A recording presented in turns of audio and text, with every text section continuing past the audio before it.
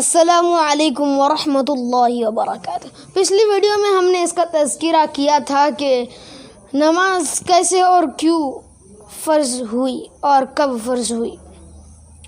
آج بھی میرا ٹاپک کچھ ایسا ہی ہے کہ فجر کی نماز کیوں فرض ہوئی۔ حضرت آدم علیہ السلام کو جب جنت سے اتارا گیا دنیا کی طرف تو وہ رات کا اندھیرا تھا۔ رات کے اندھیرے کی وجہ سے رات کے اندھیرے تنہائی اور وحشت اور تنہائی کو دیکھ کر وہ بڑے خوف زدہ ہوئے جو ہے۔ پھر جب صبح صادق آیا، جب رات کا وقت ختم ہوا، پوری رات ان کی روتے روتے گزر گئی۔ رات کا وقت ختم ہوا، تب صبح صادق کا وقت آیا، تب انہوں نے شکرانے کے لیے 2 رکعت نفل ادا کی۔ یہ 2 رکعت اللہ تعالیٰ کو بڑی پسند آئی اور امت محمدیہ پر یہ 2 رکعت فجر کی فرض اسی لیے فرما دی تاکہ وہ قبر کے اندھیرے سے امن پا سکے۔ اصول یہی ہے کہ شکرانہ جو ہے مصیبت کے بعد ہوتا ہے، مصیبت ختم ہونے کے بعد ہوتا ہے شکرانہ، اور شکرانہ مصیبت ہونے کے بعد ہوتا ہے، جب کہ فدیہ مصیبت سے پہلے ہی دے دیا جاتا ہے۔ مصیبت سے پہلے اسی لیے دے دیا جاتا ہے تاکہ مصیبت کا جو رقم ہے نا، قیمت ہے نا، مصیبت سے بچنے کی جو قیمت ہے وہ ادا کر دیا جاتا ہے اور مصیبت سے نجات مل جاتی ہے۔ جیسے کہ کوئی جیل ہوتا ہے، جیل میں اگر کوئی جاتا ہے جیل میں تو پھر وہاں پر ہمیں پیسہ دے کے اس کو نکالنا پڑتا ہے، وہ بھی ایک فدیہ ہوتا ہے نا۔ اس کو پیسہ دے کے اگر ہمیں اسے جیل سے چھڑوانا ہے تو پیسہ دے کے اسے جیل سے چھڑوانا پڑتا ہے۔ ویسے ہی فدیہ مصیبت آنے سے پہلے دے دی جاتی ہے۔ بس فجر کی نماز مومنوں کے لیے قبر کے عذاب سے، قبر کے اندھیرے سے فدیہ بن جائے گی۔ صبح کا وقت غافل انسانوں کے لیے آرام کا وقت ہوتا ہے، چونکہ ان کی رات بھی فسق و فجور میں گزارا ہوتا ہے انہوں نے، تو پھر صبح کو اٹھنا مشکل ہو جاتا ہے۔ اللہ تعالیٰ نے مومنوں پر فجر کی نماز فرض اسی لیے فرما دی تاکہ لیمیز اللہ من الطیب، یعنی اللہ تعالیٰ کھرے کھوٹے کو جدا کر دے۔ سورۃ الانفال کی 37ویں آیت 37ویں آیت۔ جس طرح غافل سوتے رہتے ہیں اور نمازی نماز کے لیے مسجدوں کی طرف روانہ ہو جاتے ہیں، اسی طرح مسجدوں کو داخل ہو جاتے ہیں، اسی طرح قیامت کے دن گنہگار بھٹکتے پھریں گے اور یہ نمازی جو ہے جنت میں داخل ہو جائیں گے۔ ذَلِكَ فَضْلُ اللَّهِ يُؤْتِيهِ مَن يَشَاءُ وَاللَّهُ ذُو الْفَضْلِ الْعَظِيمِ۔ رات بھر آگے چلتے ہیں کہ رات بھر انسان کے پاس 2 فرشتے رہتے ہیں۔ 2 فرشتے رات بھر انسان کے پاس رہتے ہیں۔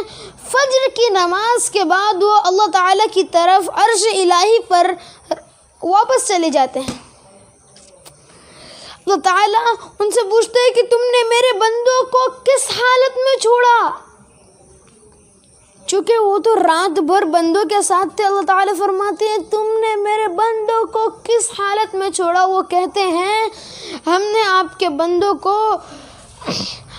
نماز میں مبتلا اور تسبیح و تصدیق بیان کرتے ہوئے چھوڑا ہے۔ تسبیح کیا چیز ہوتی ہے؟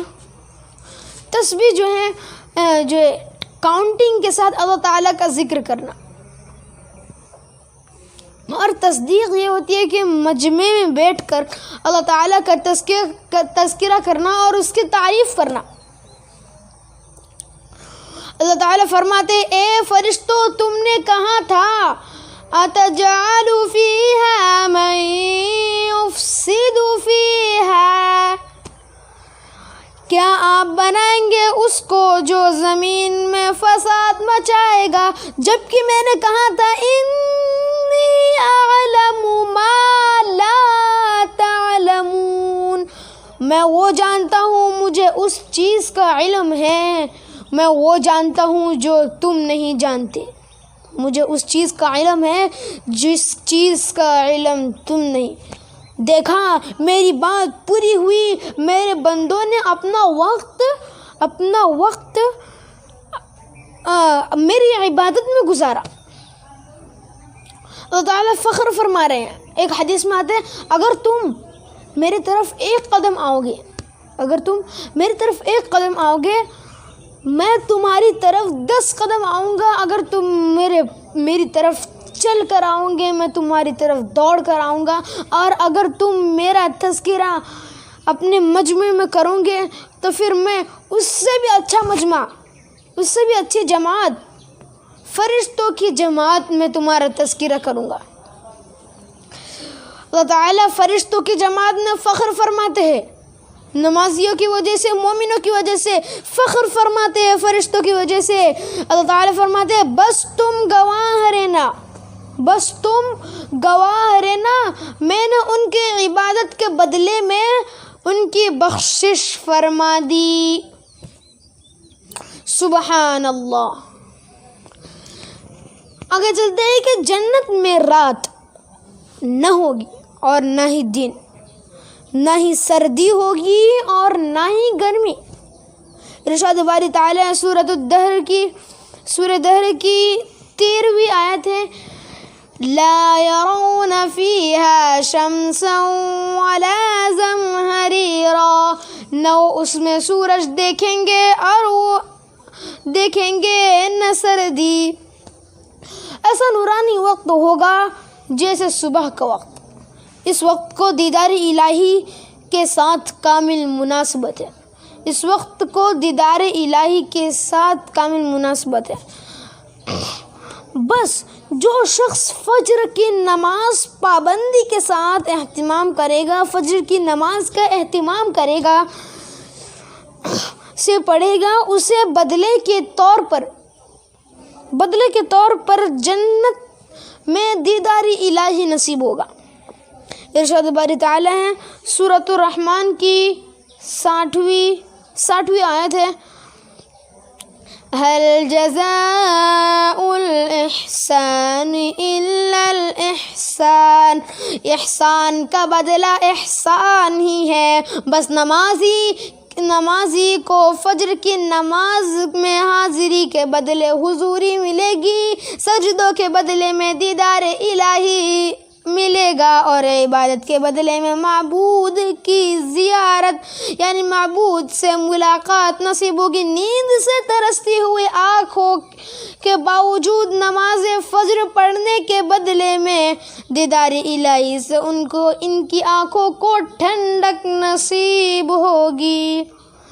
لوگوں، اللہ تعالیٰ فرماتے لوگوں تم اپنے رب کی زیارت کے ذریعے مشرف کیے جاؤ گے، تمہیں اپنے رب کی زیارت کا شرف عطا ہوگا۔